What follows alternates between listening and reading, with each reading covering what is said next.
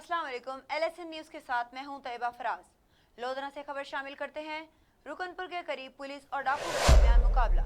2 डाकू हलाक, 4 कस डाकू 2 125 मोटरसाइकिल पर सवार ने मवेशी मंडी से वापस आने वाले व्यापारियों को असला के जोर पर लोडर रक्षा रोक दी। डाकुओं ने असला के जोर पर व्यापारियों से रकम 5,40,000 रुपए छीन लिए। इतला मिलते ही मोबाइल एलर्ट और SHO सदर मुआमुल आजमीन मौके पर पहुंच गए। पुलिस गाड़ी को देखते ही डाकुओं ने पुलिस पर अंधाधुंध फायरिंग शुरू कर दी और फसले ज्वार में छुप गए।